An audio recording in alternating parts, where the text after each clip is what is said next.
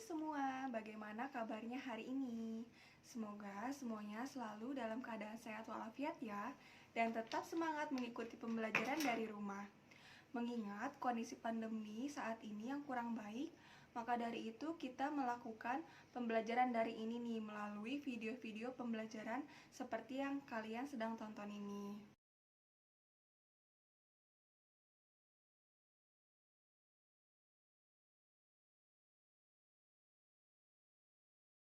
Sebelumnya, Ibu akan memperkenalkan diri terlebih dahulu. Nama saya Anissa Aulia Maharani. Saya mahasiswa Tata Busana Universitas Negeri Jakarta 2017. Kemarin sudah semua kan melakukan ujian tengah semester. Bagaimana nih hasilnya? Semoga hasilnya memuaskan ya, seperti apa yang kalian harapkan. Perihal presensi, nanti akan Ibu berikan setelah video pembelajaran ini berlangsung di halaman grup WhatsApp yang seperti biasanya kalian isi pada link Google Form. Ibu harapkan ketika kalian menonton video pembelajaran ini, kalian catat poin-poin pentingnya satu persatu, karena nanti di akhir pembelajaran akan diadakan sesi kuis atau sesi latihan soal yang biasa diberikan pada link Quizizz. Nah, motivasi pembelajaran kita hari ini yaitu untuk meningkatkan ilmu penerapan K3 yang akan dilakukan pada saat kalian bekerja, pada saat di sekolah, maupun nanti pada saat bekerja di industri garmen. Nah, sebelum pembelajaran ini berlangsung, ada yang masih ingat pembelajaran materi minggu lalu?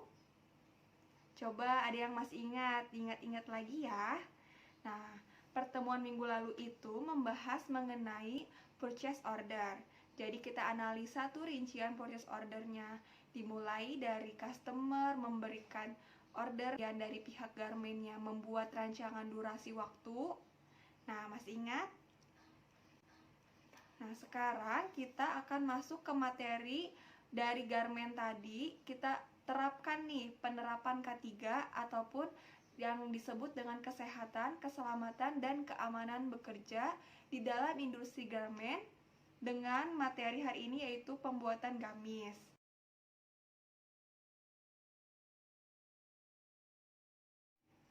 Adapun tujuan pembelajaran kita hari ini, yaitu yang pertama ada aspek pengetahuan, menjelaskan pengertian kesehatan, keselamatan kerja.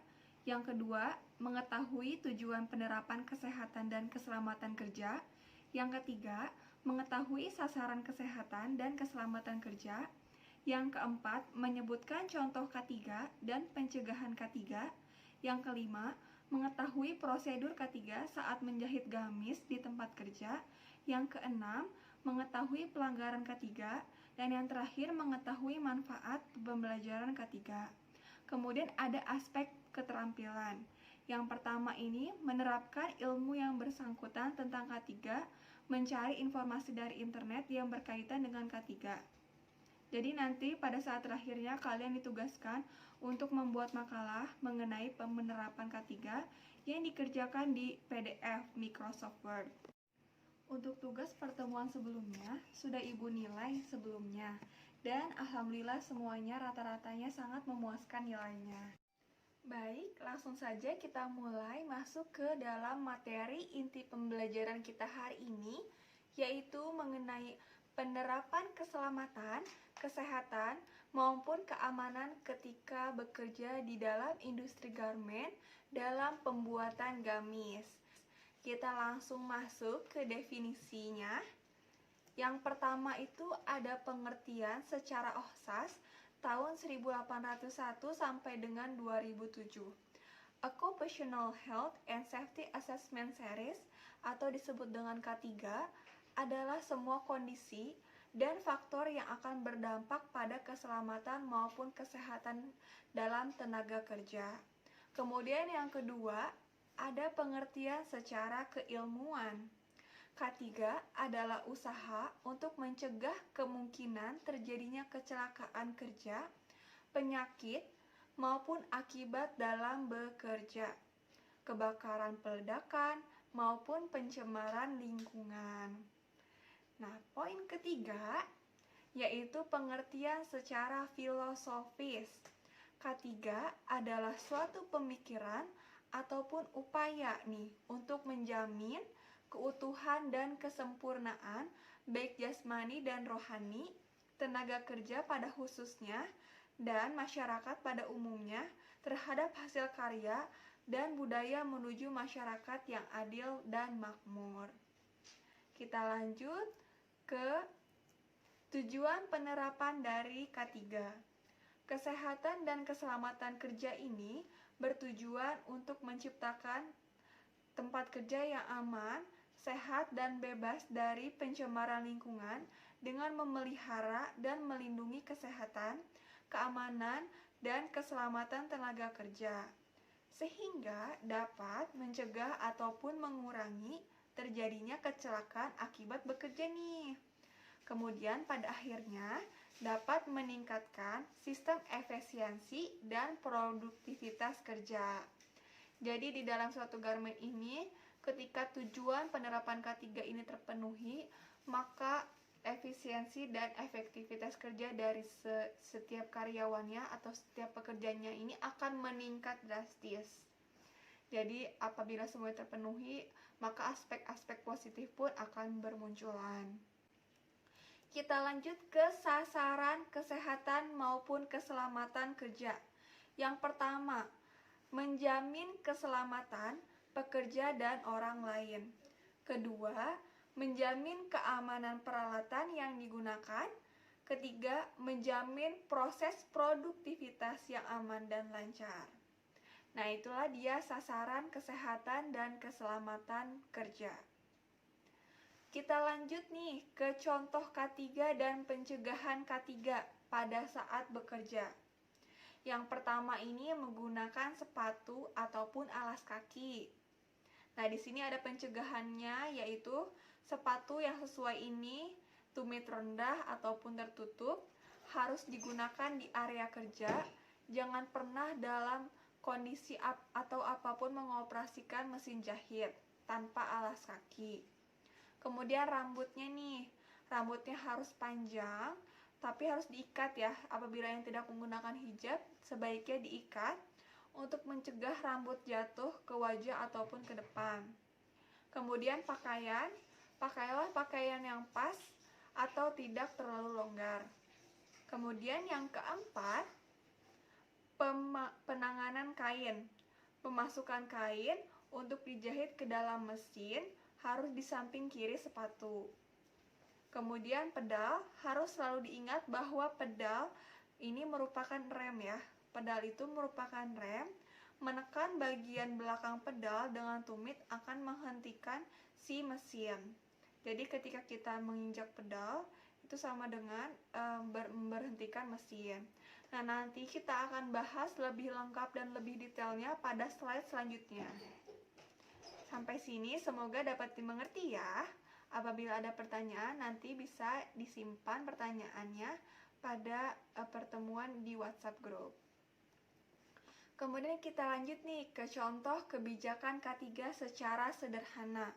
Berkomitmen untuk yang pertama, menjamin keselamatan kesehatan kerja, tenaga kerja, dan orang ataupun di sini orangnya itu pengunjung ataupun tamu di tempat kerja. Yang kedua, memenuhi semua peraturan perundang-undangan pemerintahan yang berlaku dan persyaratan lainnya yang berkaitan dengan penerapan K3. Nah, di sini biasanya undang-undangnya ini telah dirembukan sebelumnya dan biasanya sudah ada di sebuah perusahaan besar ya. Jadi undang-undang ini harus sesuai dengan prosedur perundang-undangan yang ada. Lanjut ke poin yang ketiga, yaitu melakukan perbaikan berkelanjutan terhadap sistem manajemen dan kinerja K3 guna meningkatkan budaya K3 yang baik di tempat kerja. Jadi di sini harus menerapkan etika yang baik ya ketika bekerja. Jadi dari pribadinya sendiri ini untuk meningkatkan budaya K3. Kita lanjut ke slide selanjutnya, yaitu untuk mewujudkan komitmen tersebut, tadi poin-poin yang sudah dijabarkan di atas, maka kita harus melakukan yang pertama ini membangun dan memelihara sistem manajemen, keselamatan dan kesehatan kerja, berkelanjutan serta sumber daya yang relevan. Yang poin kedua, membangun tempat kerja dan pekerjaan sesuai dengan peraturan perundang-undangan dan persyaratan lainnya terkait K3. Kemudian yang ketiga, menyediakan sarana dan prasarana K3 yang memadai. Yang keempat, memberikan pendidikan ataupun pelatihan terkait keselamatan dan kesehatan kerja kepada tenaga kerja nih. Biasanya pada suatu atau bulan atau mingguan, di sana nanti si pihak yang punya garmen ataupun industri garmen ini memberikan pelatihan-pelatihan kepada karyawannya atau pekerjanya. Di sini nanti mereka diajarkan penerapan K3 pada saat pengoperasian di industri garmen. Jadi apa yang pelatihan sampaikan dapat langsung terrealisasikan pada saat bekerja di industri garmen tersebut. Nah, kita lanjut ya ke prosedur menjahit gamis di tempat kerja dan memberikan umpan balik nih, umpan balik tentang kesehatan dan keselamatan kerja. Yang pertama, mengikuti prosedur kesehatan, keselamatan kerja secara benar sesuai dengan kebijakan perusahaan. Yang tadi ya, seperti peraturan perundang-undangan yang telah dibentuk sebelumnya. Sehingga menciptakan kondisi yang aman dan sehat diperlukan kesadaran tentang sikap kerja, tentang kewaspadaan penggunaan alat yang selalu digunakan oleh pekerja tersebut. Di sini yang pertama itu menjaga lingkungan agar tetap bersih dan rapi dan dapat menyebabkan si pekerja ini merasa aman dan nyaman ketika sedang bekerja karena tempatnya ini bersih. Karena bersih juga merupakan sebagian dari iman ya. Kemudian yang kedua, bekerja dengan memperhitungkan atau menggunakan waktu secara efisien mungkin. Jadi seperti yang kemarin sudah dibentuk tabel durasi waktu yang telah dibuat. Jadi nanti tidak terlepas dari customer meminta durasi waktunya. Jadi misalnya seperti kemarin contohnya Pak Richard meminta durasi waktu selama 2 hari. Jadi si pekerja tersebut ini harus membuat atau memproduksi gamisnya ini dalam waktu yang telah ditentukan. Jadi tidak melenceng dari waktu yang telah disepakati seperti itu. Jadi harus benar-benar seefisiensi mungkin. Kita lanjut ke langkah kerja menggunakan mesin industri atau high speed. Di sini yang pertama, menggunakan baju kerja. Nah, biasanya di industri garmen ini semuanya rata ya, memakai seragam khusus yang sudah diberikan pihak garmen kepada karyawannya. Biasanya ini ada kancingnya pada bagian depannya ya. Kemudian biasanya juga menggunakan celemek. Hal ini berfungsi menghindari kayak benang-benang yang berserakan ketika sedang menjahit ya. Jadi bajunya tetap rapi dan bersih. Kemudian yang kedua, gunakan alas kaki. Nah, ini juga merupakan hal yang tidak kalah penting. Jadi alas kaki ini tidak boleh dilepas ya selama berada di dalam industri garmen. Alas kaki yang baik ini memiliki sifat bukan penghantar listrik yang baik atau karet. Nah, ini harus digarisbawahi, bukan penghantar listrik yang baik, sehingga dapat terlepas dari sengatan listrik. Jadi kalau kita menggunakan sepatunya ini karet, menghindari hal-hal yang tidak diinginkan ini, misalnya seperti tersambar listrik. Kemudian poin ketiga, buka tutup mesin, lipat dan simpan dengan rapi, bersihkan mesin dengan lap pembersih. Jadi sebaiknya sebelum kita memulai, kita telah membersihkan bagian area mesin jahit, sehingga enak ya atau nyaman sekali digunakan.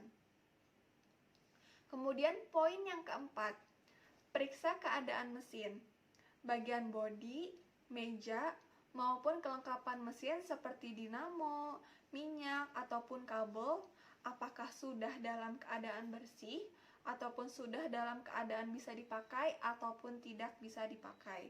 Jika ada kerusakan, sebaiknya jangan digunakan ya. Kemudian yang kelima, bersihkan tangan. Nah, ini juga merupakan poin yang tidak kalah penting, di mana pandemi seperti saat ini kita harus sering-sering membersihkan tangan ya, ataupun mencuci tangan kita, sehingga terbebas dari kuman-kuman maupun virus. Nah, yang kemudian poin yang keenam yaitu letakkan alat yang tajam. Alat yang tajam di sini ini yang dimaksud adalah seperti gunting cekris ataupun gunting, cutter maupun alat pemotong lainnya. Ini sebaiknya disimpan di bagian meja sebelah kanan yang bukan merupakan mesin jahit ataupun rak khusus ya, untuk menyimpan alat-alat gunting-gunting ataupun alat-alat yang tajam seperti itu. Kita lanjut ke sikap waktu bekerja. Pada saat duduk di depan mesin jahit, usahakan badan tetap tegap dan tidak membungkuk ya, tegap.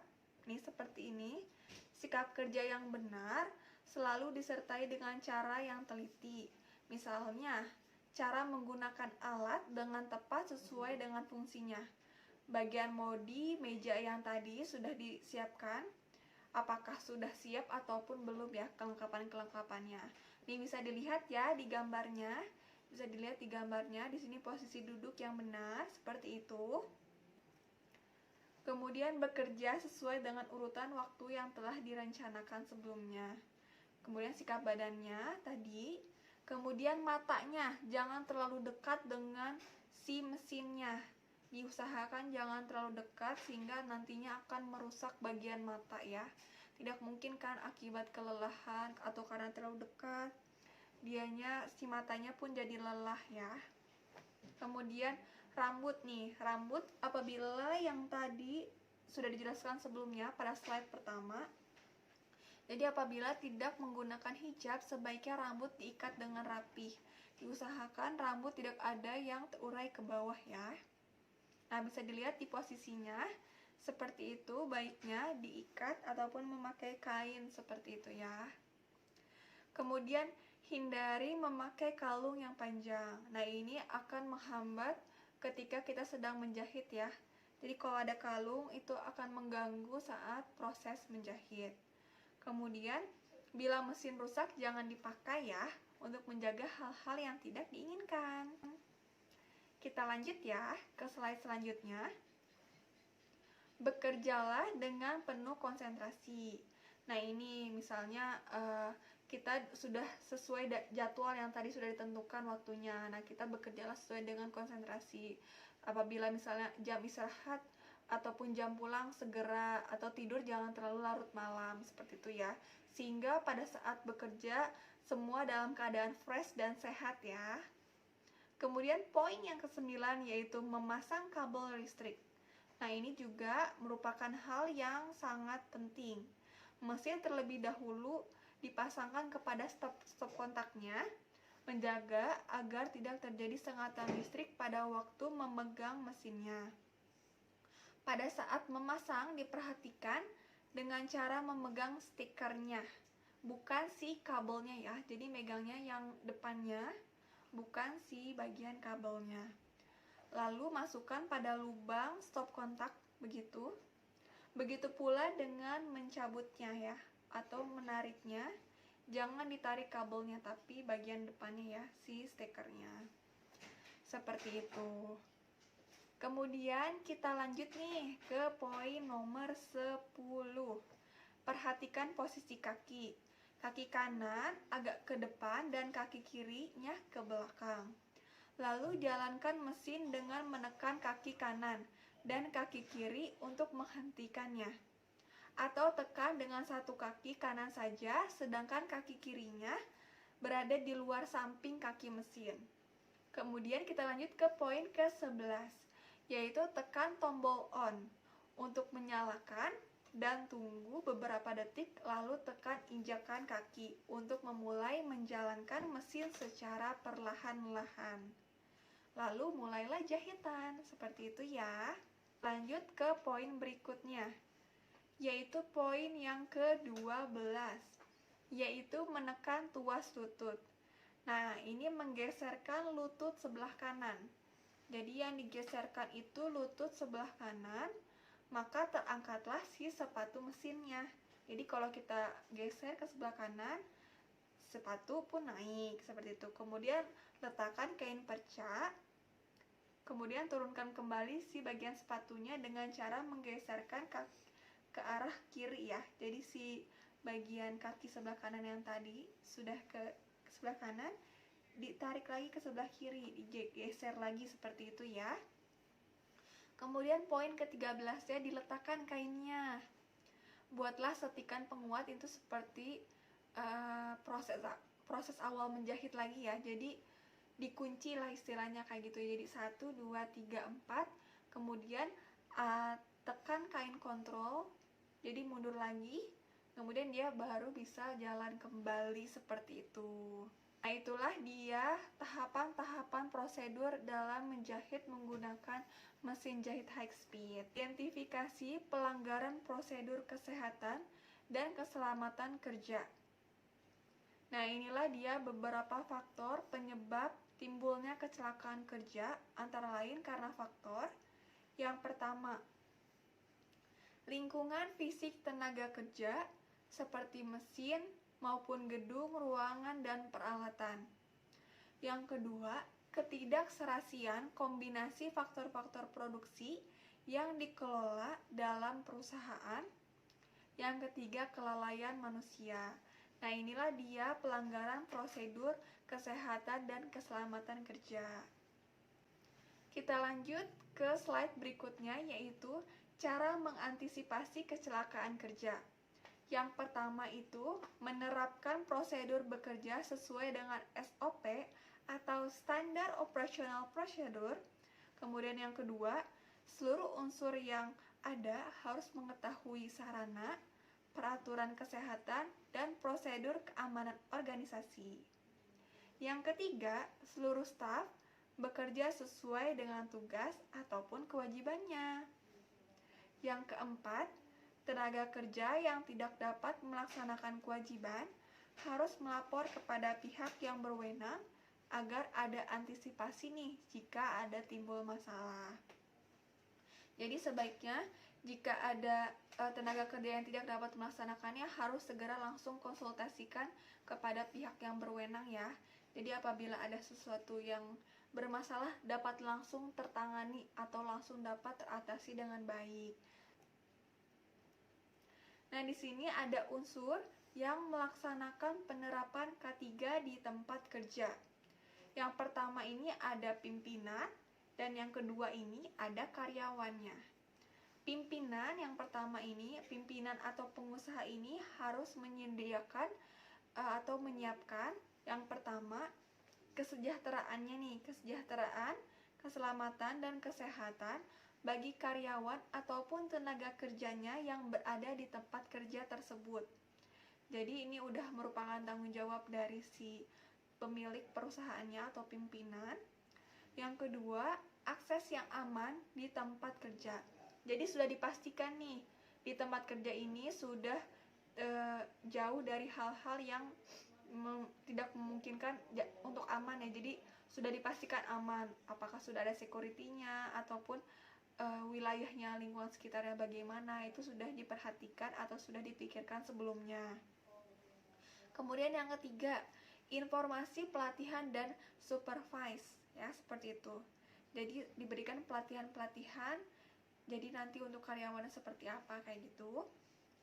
Nah, ini dia dari karyawannya atau tenaga kerja harus melakukan yang pertama, bekerja sama dengan pimpinan dan tenaga kerja yang lain secara baik. Jadi hubungan yang baik antara atasan maupun karyawan ini terjalin dengan baik. Jadi tidak ada kesalahpahaman antara atasan dan bagian bawahnya atau pekerjanya. Jadi semuanya dalam satu lingkup wilayah kerja industri ini berjalan dengan lancar seperti itu. Kemudian yang poin kedua, bekerja dan menggunakan peralatan dengan aman. Yang ketiga, memperhatikan keselamatan dan kesehatan orang lain di tempat kerja. Jadi misalnya sesama pekerja, kita juga harus melihat kondisi dari teman kita ataupun teman-teman yang lainnya yang berada di lingkungan kerja. Jadi tidak bekerja secara individu saja ya, tetapi juga memperhatikan orang di sekeliling tempat kerja. Kemudian poin yang keempat, bekerja sesuai dengan peraturan atau prosedur kerja. Nah, nanti diminta apa saja rinciannya, apa saja yang harus dilakukan. Nah, itulah dia yang harus dilakukan sesuai dengan peraturan yang sudah dibentuk sebelumnya.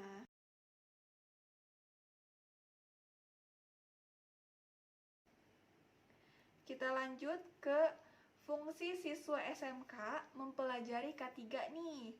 Yang poin pertama, pada saat praktik di sekolah, menerapkan prosedur yang sudah ditentukan nih, agar terhindar dari kecelakaan kecil maupun kecelakaan besar.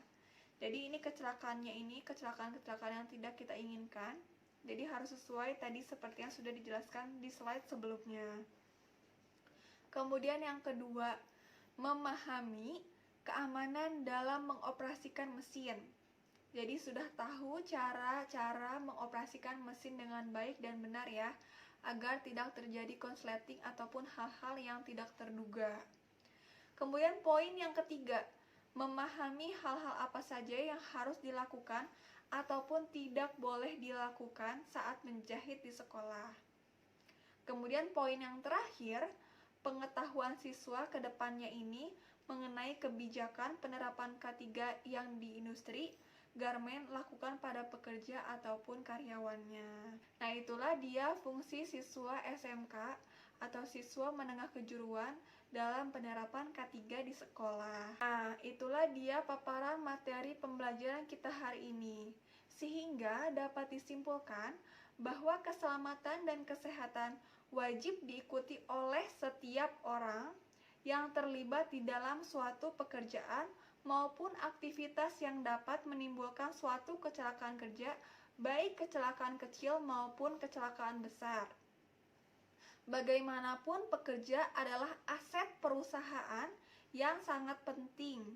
K3 juga bermanfaat sebagai meningkatkan derajat kesehatan dan keselamatan tenaga kerja pada sebuah perusahaan. Dengan adanya sistem K3 ini, perusahaan akan meminimalisir biaya anggaran akibat kecelakaan bekerja. Nah, itulah dia paparan kesimpulan dari materi pembelajaran kita hari ini mengenai penerapan K3.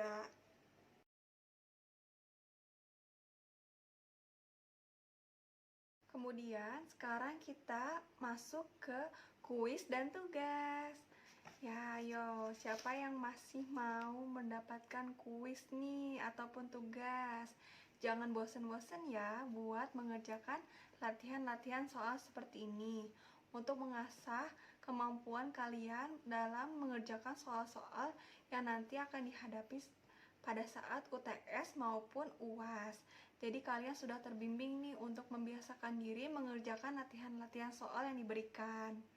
Nah, di sini kuisnya seperti biasa dikerjakan dalam durasi waktu 15 menit pada link Quizizz yang nanti linknya akan dibagikan pada saat di grup WhatsApp ataupun setelah video ini selesai. Kemudian yang kedua ada tugas pengetahuan.